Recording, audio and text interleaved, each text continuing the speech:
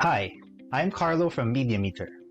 Welcome to our video learning series for V3, the newest major update to MediaMeter.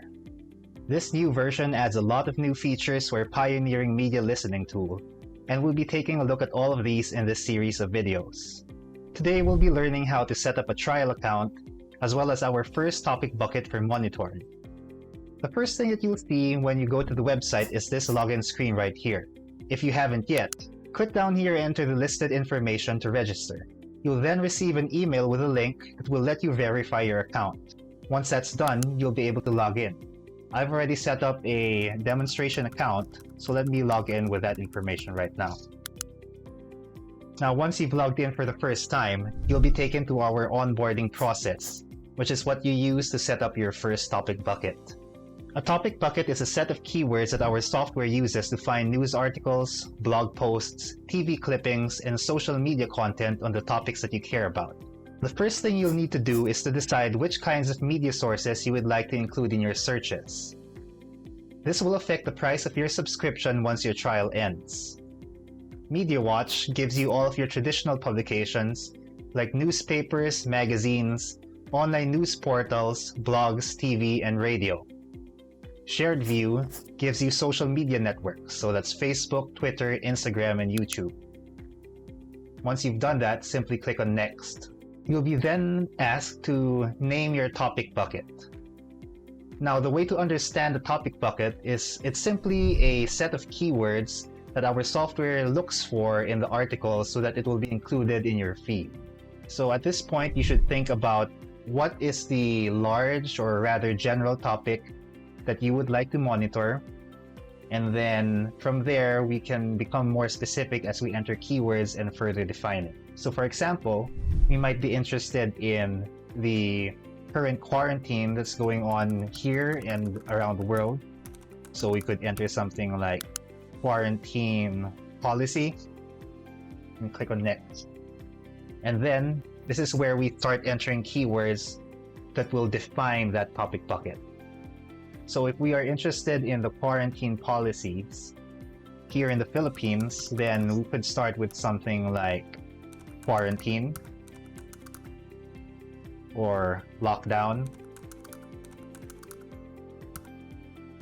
or maybe even COVID-19. Now, what the software will do is it will look for any of these three words that we've just entered. These are your main keywords.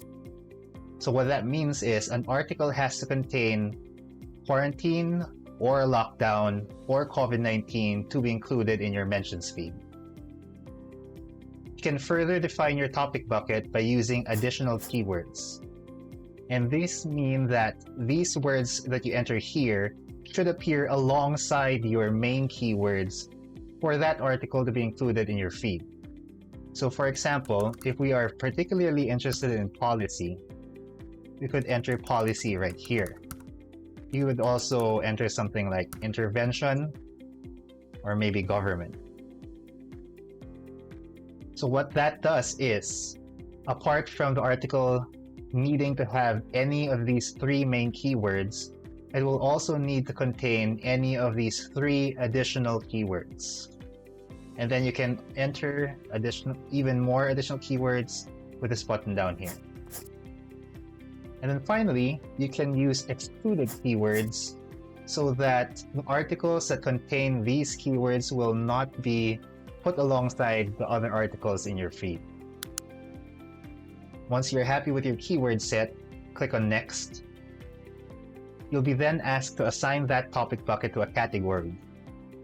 This is important because a category can contain several topic buckets, and it will be possible to compare one category with another category, or even one category with another topic bucket, or several topic buckets even.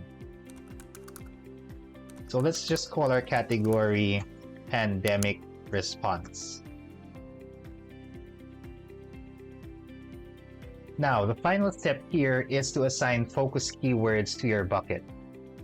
What this means is the software will look for focus keywords to determine whether they represent the main topic of the story or not.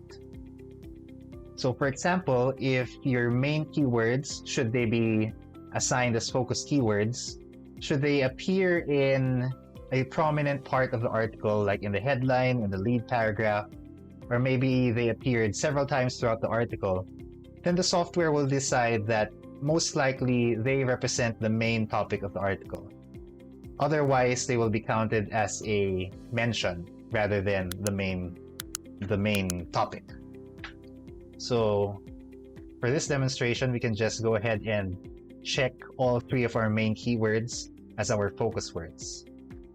We can explain this concept in further detail in another video. And then click on Finish, and you're done. You will then have this button right here which says Proceed to Mentions feed, and that is where you will find all of the stories that fall within this topic bucket. And that will also be the topic of our next video. I'll be showing you how to use the Mentions feed, all of its different features that will be of use for analysts or anyone who is interested in monitoring stories about their brand, as well as the issues that affect them. See you in the next one.